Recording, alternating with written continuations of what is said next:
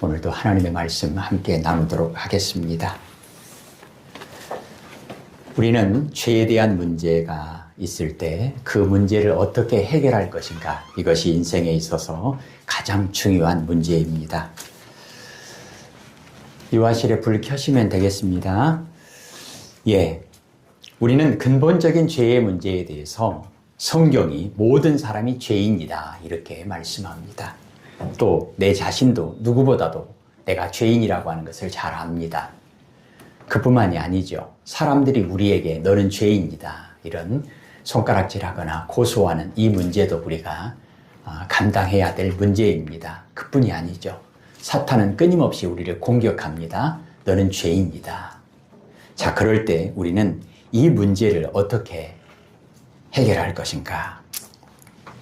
우리는 살면서 근본적인 죄뿐만 아니라 끊임없이 반복해서 죄를 짓는 부분이 우리는 피할 수 없습니다. 특별히 말 때문에 죄를 짓는 경우가 얼마나 많은지 모릅니다. 그럴 때 누군가 우리에게 너는 죄인이다 이렇게 몰아세울 때가 있습니다. 또 내 자신이 나는 죄인이다, 나는 어쩔 수 없는 놈이다 이렇게 내 스스로가 나를 몰아붙일 때가 있습니다. 그것이 사실일 때도 있고 어떨 때는 그것이 사실이 아닐 때도 있습니다. 그러면 우리는 그 문제에 대해서 나도 맞고소하시겠습니까? 아니면 맞서서 싸워야 될까요? 그리고 그것이 최선의 해답일까요? 그리고 과연 나를 향한 그 고소가, 비판이 정당하든 부당하든 그것을 우리가 은혜스럽게 잘 받아들일 수 있는 길이 있을까요? 오늘 성경은 미가서 7장 8절에서 9절까지 말씀, 그리고 고린도후서 5장 17절 말씀은 그 문제에 대한 하나의 해답을 우리에게 주고 있습니다. 오늘 본문에서 미가 선지자가 자신의 죄에 대해서 어떻게 반응할 것인가, 하나님 앞에서 자신의 죄를 인정하는 겁니다. 이것이 중요합니다. 나는 죄인이다, 맞다, 이걸 인정하는 거예요. 그런데 거기서 멈추는 것이 아니라 그럼에도 불구하고 하나님의 궁극적인 변호와 사랑을 신뢰하는 놀라운 균형 잡힌 믿음을 우리에게 보여줍니다. 오늘 두 가지 용어를 사용할 텐데요. 이것은 존 파이퍼 목사님, 복음주의 신학자로서 아주 귀한 사명을 감당하셨던 분이 있는데요.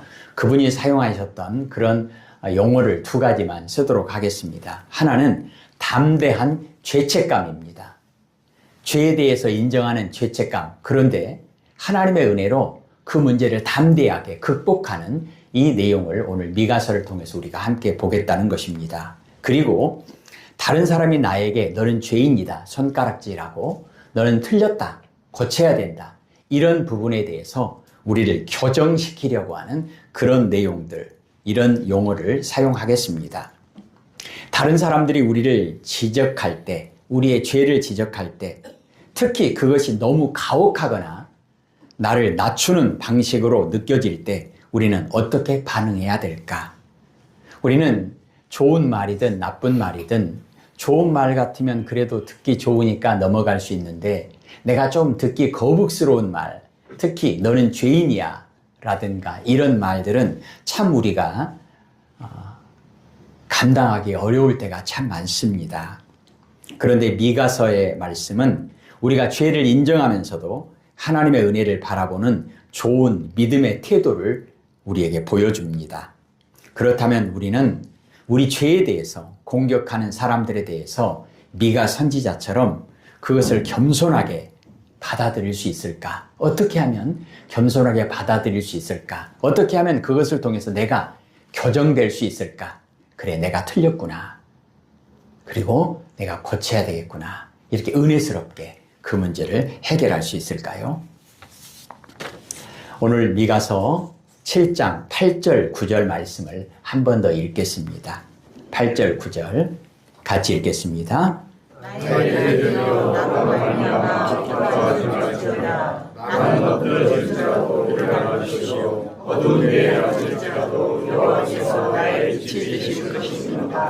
내가 여호와께 범죄하였으니 그의 진노를 당하려니와 마침내 주께서 나를 위하여 논쟁하시고 심판하시며 주께서 나를 인도하사 광명에 이르게 하시리니 내가 그의 공의를 보리로다. 아멘. 예, 요아실에 온풍기 키십시오. 예, 벽에 있는 거요. 공기가 좀 찰 겁니다. 오늘 우리가 읽었던 이 본문은 첫째는 우리의 죄성을 인정하는 겁니다. 거기 보세요. 9절에 내가 여호와께 범죄하였으니 나의 죄를 인정하는 거잖아요. 그리고 거기에서 그치는 것이 아니라 하나님의 자비로운 칭의에 대해서 말하고 있습니다. 9절 뒷부분에 보면 내가 하나님의 공의를 보리로다. 시편 23편 3절 말씀 생각나시죠? 여호와의 이름을 위하여 의의 길로 나를 인도하시는도다. 이 사순절 기간 동안에 우리가 이 말씀을 생각할 때 우리는 두 가지 단어를 기억해야 합니다. 하나는 뭐죠? 예수. 우리를 죄에서 구원하시는 예수. 내가 죄인이니까 예수가 필요한 거죠. 그리고요, 임마누엘. 하나님께서 우리를 죄에서 구원하시고 끝까지 우리를 인도하신다. 어디로요? 가나안 땅, 영원한 하나님의 나라로 인도하신다. 그러려면 내가 하나님의 나라에 들어가려면 뭐가 필요합니까? 의로운 그런 칭의가 필요합니다. 하나님께서 너는 죄인이 아니다. 너는 죄를 용서받았다. 이 칭의가 필요합니다. 이것이 바로 예수, 임마누엘 그 이름에 담긴 하나님의 약속입니다. 그래서 누구든지 주의 이름을 부르는 자는 구원을 받으리라. 이렇게 고백합니다. 이 사순절 기간 동안에 그 어느 때보다도 예수, 임마누엘의 이름을 부르는 우리 모두가 되어지기를 소원합니다. 아멘. 예수 임마누엘의 이름에 담긴 그 내용은 뭔가요? 로마서 4장 25절에 예수님은 우리의 죄 때문에 죽으셨습니다. 그리고요, 우리를 의롭게 하시기 위해서 다시 살아나셨습니다. 로마서 6장 23절에 보면 죄의 대가는 죽음입니다. 그러나 하나님의 선물은 예수 안에 있는 영생입니다. 이것이 담대한 죄책감이라고 하는 단어를 사용했는데 오늘 미가서 선지자가 우리에게 말씀한 내용이 바로 그겁니다. 우리는 죄인이었는데 하나님이 우리를 용서하시고 구원하시고 의롭게 하셨다. 그것이 예수 이름 임마누엘의 그 이름에 담겨있는 하나님의 놀라운 계획입니다. 왜 이렇게 하셨을까요? 요한복음 3장 16절 하나님이 세상을 이처럼 사랑하사. 이것을 깨달은 미가 선지자가 고백합니다. 우리 다시 보실래요? 미가서 7장 9절 앞부분이요. 9절을 읽겠습니다. 내가 여호와께 범죄하였으니 그의 진노를 당하려니 와. 예, 거기까지요. 예, 내가 여호와께 범죄했습니다. 내가 죄인입니다. 내가 죄인입니다. 그와 동시에 놀랍게도 하나님이 자신을 대적하시는 분이 아니라 자기 편에 서셔서 자기에게 어떻게 하시겠다는 겁니까? 내가 그의 공의를 보리로다. 하나님께서 빛 가운데로 광명으로 인도하실 것이다. 이 확신과 믿음의 고백을 합니다. 하나님께서는 미가 선지자에게 뿐만 아니라 우리 모두에게도 마찬가지인데요. 우리에게 그것이 유익하다 생각할 그 동안만 우리에게 고난을 허락하십니다. 어둠 가운데 잠깐 두신다는 거예요. 근데 계속요? 아닙니다. 반드시 하나님의 때가 되면 오늘 말씀처럼 광명에 이르게 하시리니 빛 가운데로 우리를 이끌어내신다는 겁니다. 그리고요, 의롭게 하시겠다는 것입니다. 무죄를 선포하신다는 겁니다. 흰눈처럼 양털처럼 깨끗하게 하시겠다는 것입니다. 누가요? 하나님께서 그렇게 하시겠다는 것입니다. 이것에 대해서 존 파이퍼 신학자는 담대한 죄책감이라는 표현을 사용합니다. 이것이야말로 그리스도 안에서 의롭다 하심을 받은 죄인들이 신자로서 범하는 모든 죄를 다루는 방식이라고 고백합니다. 그래서 고린도후서 5장 17절 말씀에 고백이 나오는 겁니다. 그런즉 누구든지 그리스도 안에 있으면 새로운 피조물이라. 이전 것은 지나갔으니 보라 새 것이 되었도다. 아멘. 이사야 53장 6절에 이것이 하나님의 계획이라고 말씀합니다. 우리는 다 양 같아서 그릇 행하여 각기 제 길로 갔거늘 여호와께서는 우리 모두의 죄악을 예수님에게 담당시키셨도다. 아멘. 우리가 고백할 수 있는 것은요, 전적인 타락, 그런데 거기에서 그치는 것이 아니고 불가항력적인 은총, 이 두 가지를 고백하는 겁니다. 나는 죄인이었는데 하나님이 나를 의롭게 하셨다. 어떻게 이 일이 이루어졌는가? 예수 임마누엘, 그 이름에 해답이 있습니다. 오늘 미가는 이것을 깨닫고 증언합니다. 죄를 인정하십시오. 그리고 죄에 대한 징계의 어둠을 기꺼이 감당하십시오. 그런데 마귀의 고소를 당연히 단호하게 거부하십시오. 그리스도 안에서 우리에게 전가된 의의를 굳게 붙드십시오. 그리고 예수의 피를 통해 주어지는 의롭다심의 빛 가운데로 걸어 나오십시오. 이 말씀처럼, 이 고백처럼 오늘 우리가 이 자리에서 예배를 드리고 있는 겁니다.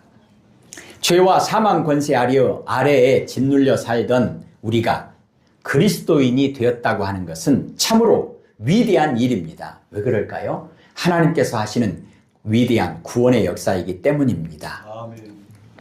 요한복음 3장 16절, 하나님이 세상을 이처럼 사랑하사. 이것이 하나님의 계획입니다. 그 사랑의 결과가 뭐죠? 예수 임마누엘의 이름을 우리에게 허락해 주신 것입니다. 단순한 이름이 아니죠. 하나님의 약속입니다. 미래에 우리에게 이루어질 하나님의 놀라운 구원의 영광입니다. 오늘 미가서 이 본문은 우리가 자기 자신을 향해서 고소할 때 나는 죄인이다. 또 오늘 9절 앞부분에 나는 실제로 죄를 지었다는 이 자각을 다룰 때 어떻게 해야 하는지를 가르쳐 줍니다.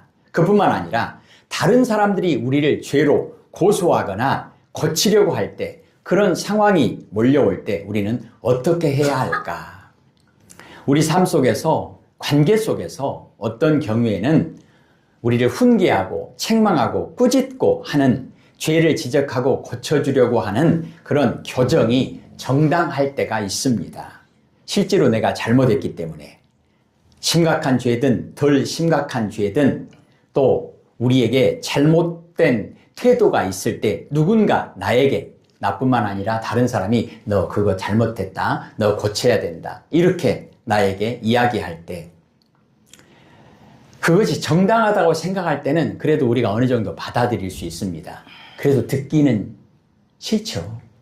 그런데 어떤 경우에는 다른 사람이 나에게 훈계하고 책망하고 나를 교정시키려고 하는 그런 경우가 부당할 때가 있습니다. 억울할 때가 있어요. 왜냐? 나는 실수하지 않았는데, 내가 잘못된 태도가 없는데, 근데 잘못된 고소를 받는 것입니다.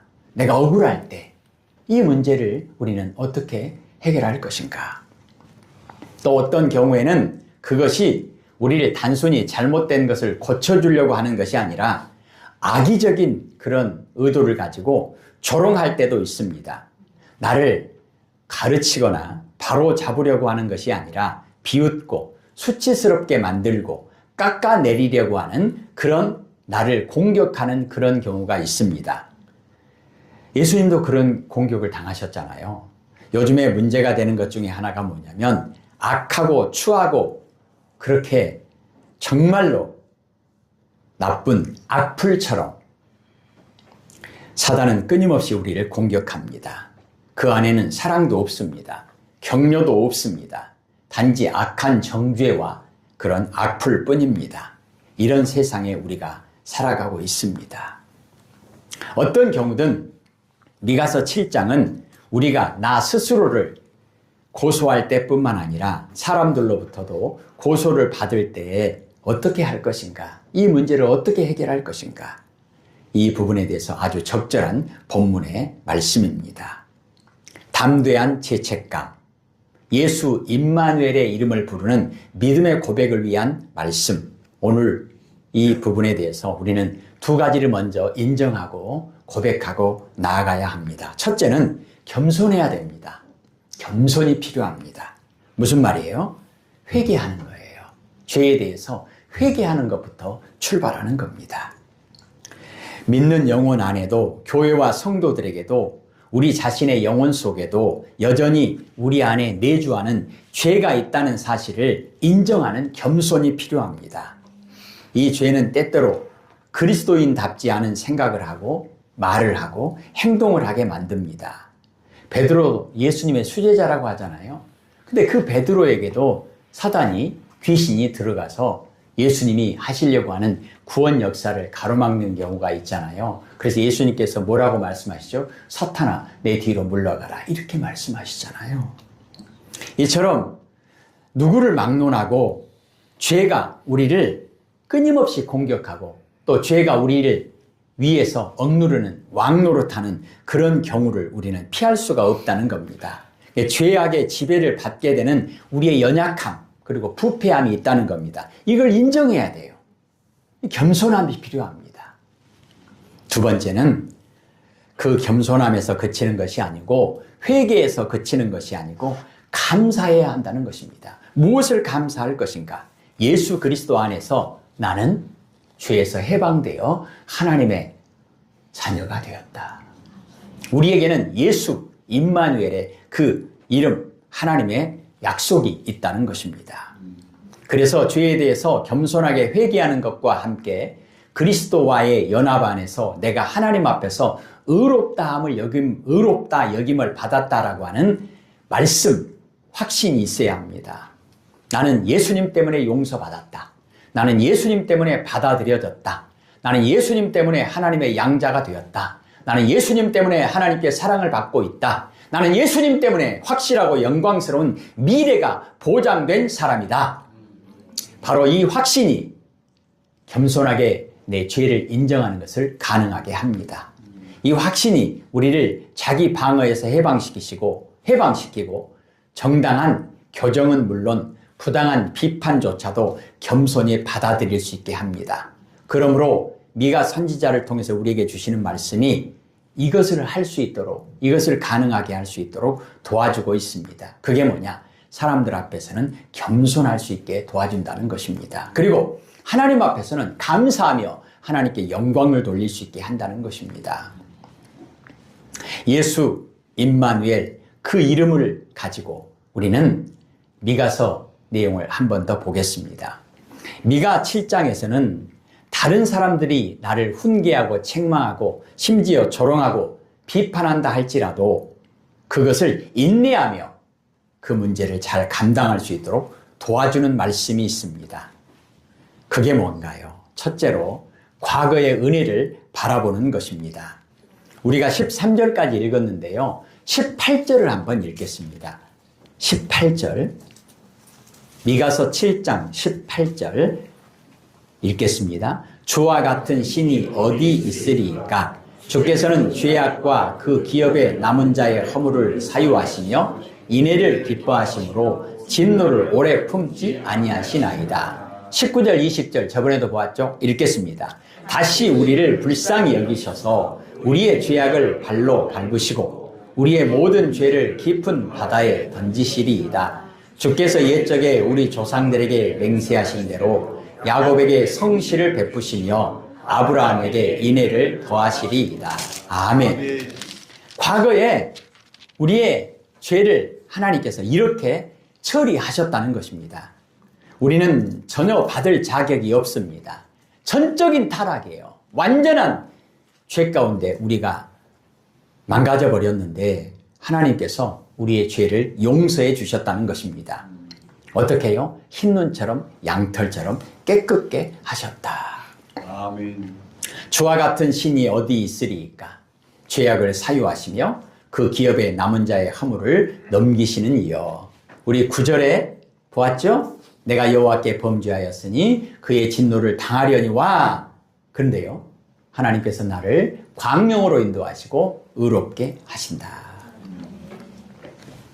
에베소서 4장 32절에도 그렇게 말씀합니다. 하나님이 그리스도 안에서 너희를 용서하신 것 같이 서로 용서하라. 하나님이 예수님 안에서 우리의 죄를 용서하셨다는 것입니다. 어느 정도의 죄를요? 1만 달란트 빚진 자의 비유를 통해서 우리에게 말씀합니다. 몇 가지의 죄나 용서받았을까요? 100가지요? 1000가지요? 10,000가지요? 헤아릴 수 없습니다. 미가는 자기 자신이 탕감받은 막대한 빚, 용서받은 그 엄청난 죄를 기억할 때마다 하나님이 나의 죄를, 과거의 그 숱한 죄를 용서해 주셨구나. 이것을 기억할 때마다 다른 사람들이 나에게 어떻게 조롱하고 비난하고 나를 정죄한다 할지라도 그것을 이길 수 있는 힘이 되었다는 것입니다.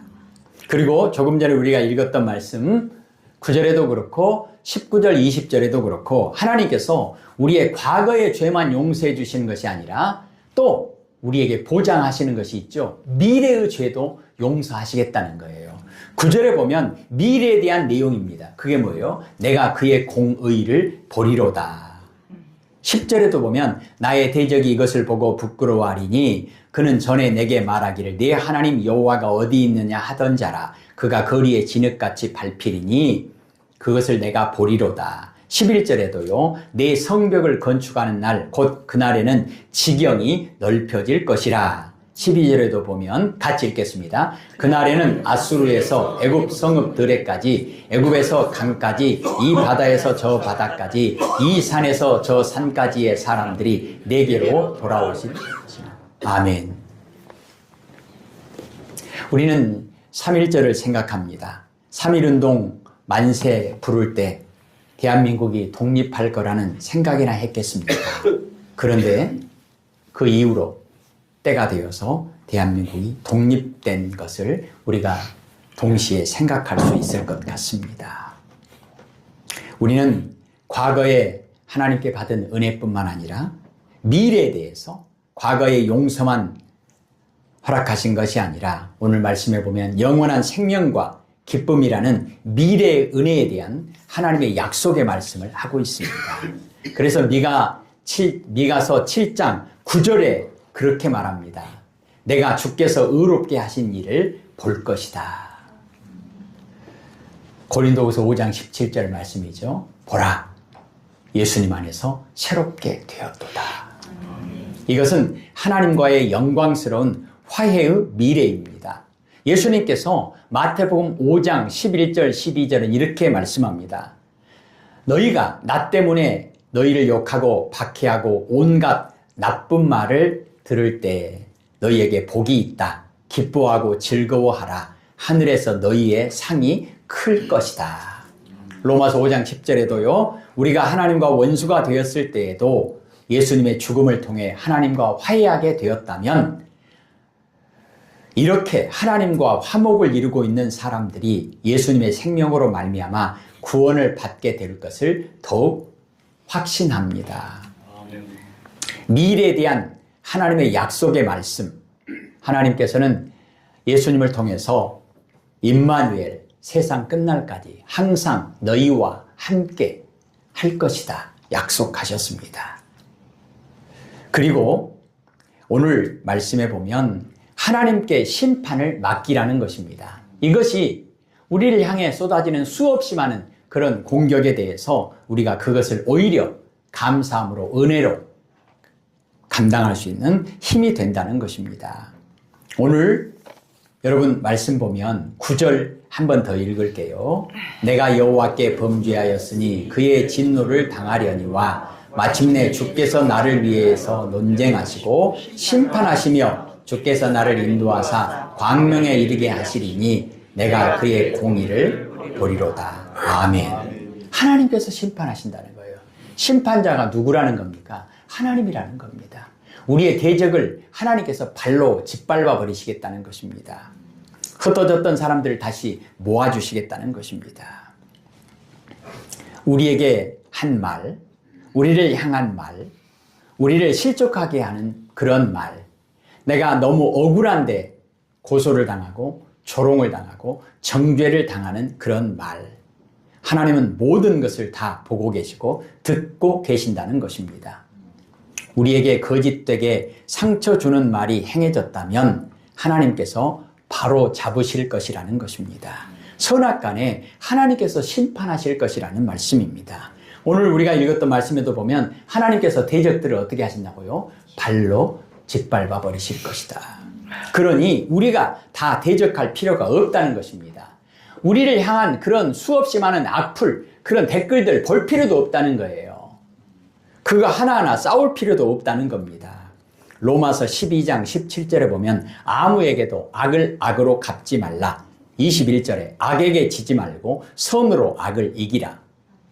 사람들은 끊임없이 우리를 찌릅니다.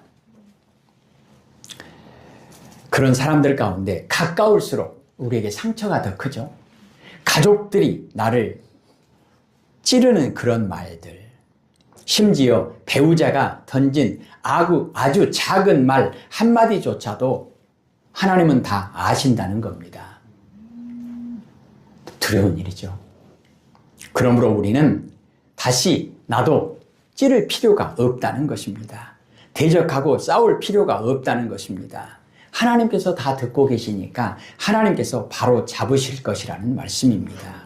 우리 성경에 대표적으로 욥의 아내가 욥을 향해서 했던 그런 말들, 그리고 욥의 친구들이 욥에게 했던 그런 말들, 하나님께서 나중에 욥에게 그리고 욥의 친구들에게 말씀하시죠. 특별히 욥의 친구들에게 뭐라고 말씀하시죠? 야, 너희들이 틀렸어. 욥한테 가서 사과해.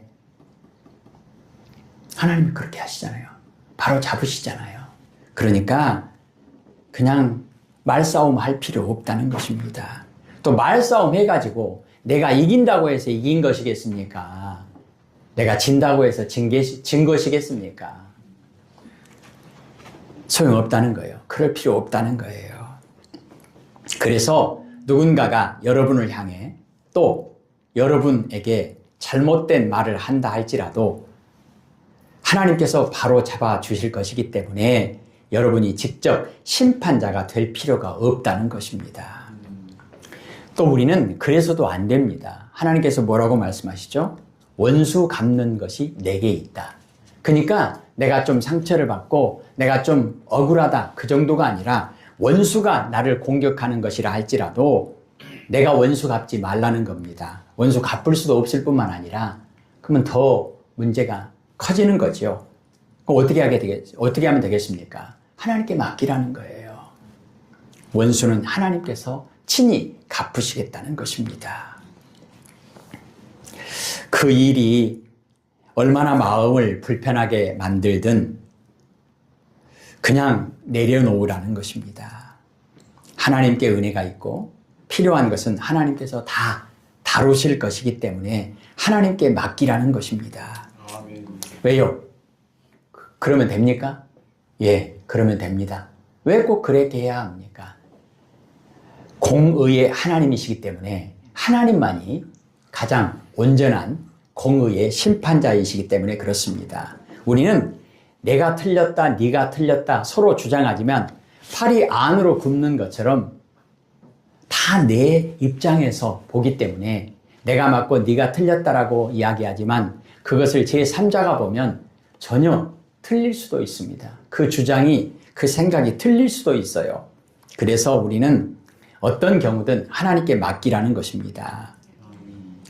베드로전서 2장 23절, 이것은 직접 말씀을 한번 찾아볼까요?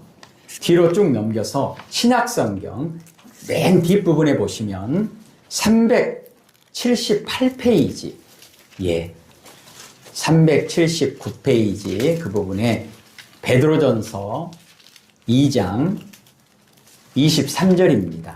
379, 380 신약성경 성경 맨 뒷부분에 보시면 베드로전서 2장 23절 읽겠습니다. 욕을 당하시되 맞대어 욕하지 아니하시고 고난을 당하시되 위협하지 아니하시고 오직 공의로 심판하신 이에게 부탁하시며, 그리고 친히 나무에 달려 죽어버린 거예요. 예수님께서 십자가에서 죽으신 거예요. 그래서 끝나버렸습니까? 아닙니다. 그 억울함, 그 고난에 대해서 하나님께서 공정하게 심판하셨습니다. 어떻게 하라고요? 하나님께 맡기라는 거예요. 예수님께서 마지막에 하셨던 기도가 뭐죠? 내 영혼을 아버지 손에 맡깁니다. 자, 그리고 한 장 뒤로 넘기셔서요. 베드로전서 4장 19절. 베드로전서 4장 19절입니다. 381페이지 그 부분에. 예, 19절입니다. 시작. 그러므로 하나님의 뜻대로 고난을 받는 자들은 또한 선을 행하는 가운데에 그 영혼을 미쁘신 창조주께 의탁할지어다. 아멘.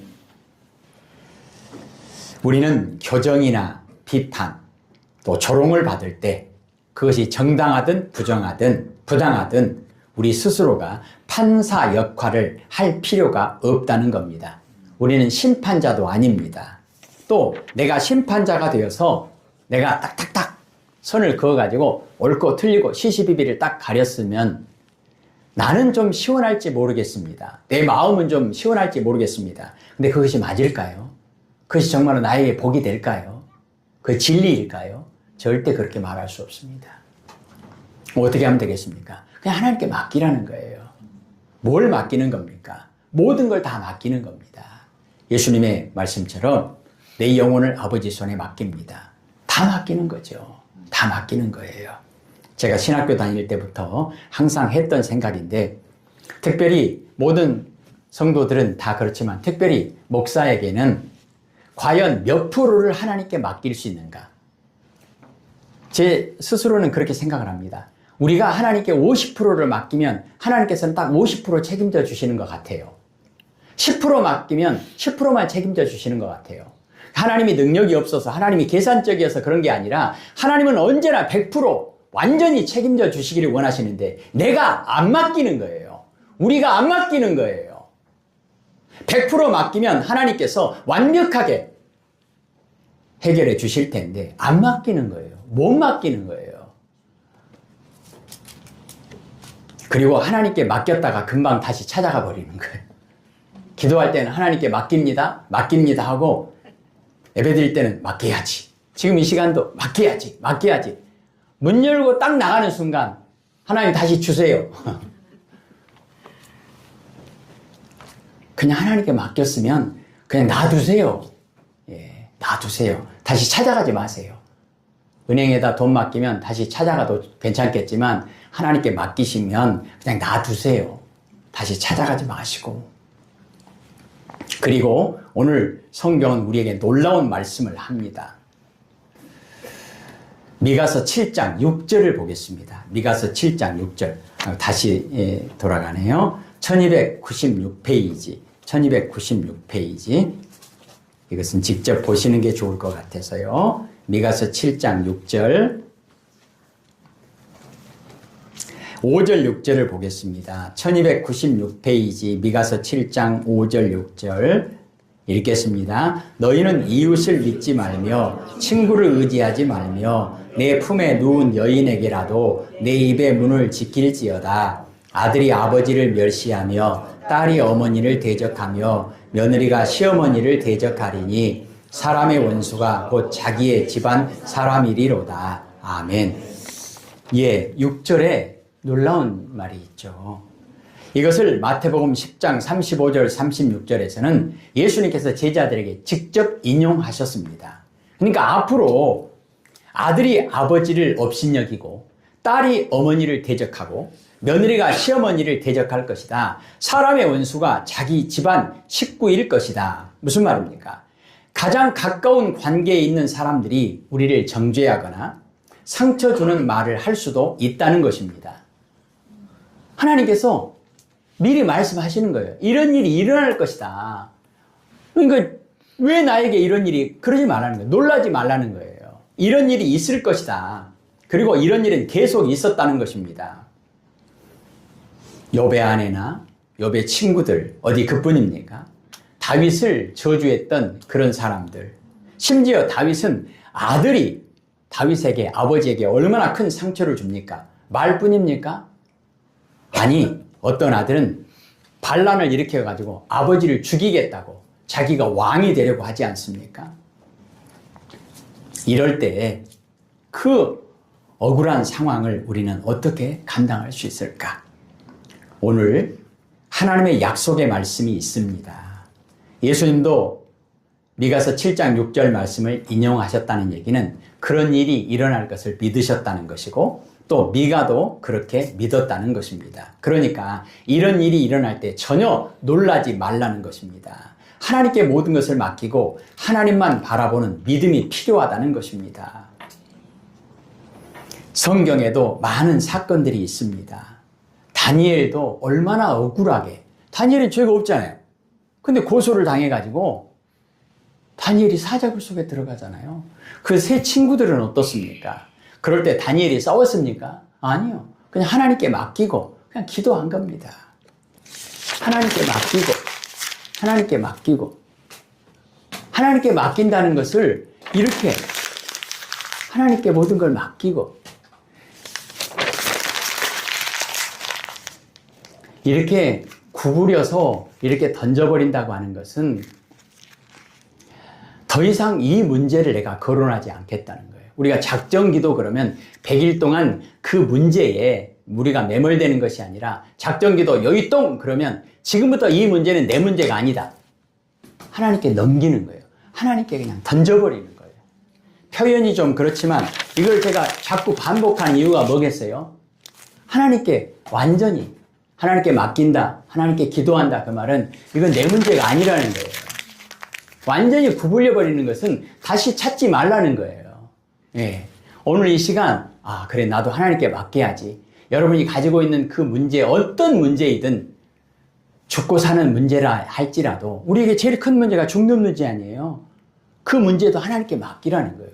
우리에게 큰 문제 작은 문제지 하나님께는 감기든 어떤 무서운 문제든 뭐 상관없이 하나님께는 아무것도 문제가 되지 않잖아요. 하나님께 맡기라는 거예요. 하나님께. 그리고 다시 찾지 마세요. 네. 그리고 오늘 본문에 그렇게 되어 있잖아요. 욥의 아내를 자꾸 이야기하니까 여자분들에게 너무 죄송한데 그러지 마십시오. 그러지 마십시오. 부끄러운 고백이지만 제가 요즘에 심목사님을 제가 참 좋아합니다. 심목사님 과묵하잖아요. 억울한 일이 얼마나 많겠어요. 가끔 저랑 어떤 일을 같이 하다 보면 나 혼자 계속 얘기해. 심목사님은 아무 말도 안 해. 저녁에 제가 가만히 생각해 보면 쓸데없는 말을 내가 너무 많이 하는 것 같아요.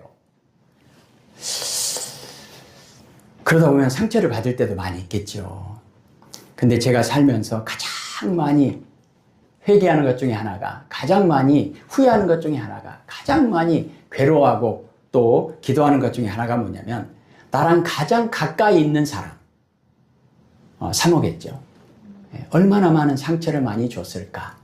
그래서 요즘에는 될 수 있으면 집에서 말을 안 해야 되겠다 생각하고 말을 안 하는데 그러고 있으니까 또 제가 또 삐쳐 있는 것 같아가지고 이러기도 어렵고 저러기도 어렵고 좀 그렇습니다. 제가 삐국이거든. 삐국이. 예. 우리는 오늘 미가 선지자가 7장 8절부터 9절까지 한 말씀을 고백하는 내용을 생각해 보아야 할 것 같습니다. 이 본문은 단지 우리가 스스로를 정당하게 고소할 때만 적용하는 것이 아니라 다른 사람으로부터 받는 교정과 비판과 심지어 조롱에도 그 문제를 어떻게 내가 지혜롭게 잘 처리할 것인가, 이 문제에 대한 아주 귀한 말씀입니다. 그리스도인이 된다고 하는 것, 예수님 안에서 그리스도인이 된다고 하는 것, 이것이 어떤 의미인지 이것을 더 깊이 깨닫게 하는데 도움이 되는 말씀입니다. 성경은 우리에게 말씀합니다. 그런즉 누구든지 그리스도 안에 있으면 새로운 피조물이라. 이전 것은 지나갔으니 보라 새 것이 되었도다. 아멘. 미가서 7장 말씀을 묵상하면서 예수님의 십자가와 부활을 통한 하나님의 크신 은혜와 사랑에 대해서 더 크게, 더 깊게, 더 많이 감사하는 복된 삶이 되시기를 예수님의 이름으로 축복합니다. 아멘. 기도하십시다. 하나님 아버지, 우리가 죄인임을 고백합니다. 시인합니다. 그리고 회개합니다. 그런데 하나님께서 우리에게 예수 그 이름, 임마누엘 그 이름을 허락해 주시고 예수님의 십자가와 부활을 통해서 우리를 죄 가운데, 어둠 가운데, 진노 가운데 그냥 내버려 두지 아니하시고 우리의 모든 죄를 흰눈처럼 양털처럼 깨끗하게 하시겠다고 예수님의 십자가를 통해서 그 일을 이루시고 예수님의 부활을 통해서 그 일을 완성하시고 하나님의 이름을 위하여 의의 길로 인도해 주실 것을 약속하시고 그 약속의 말씀을 지금도 한치의 오차도 없이 성취하셔서 오늘 이 교회와 이 예배와 이 말씀을 허락해 주심을 믿음으로 아멘으로 고백하게 하심을 감사합니다. 예수님 이름으로 기도합니다. 아멘.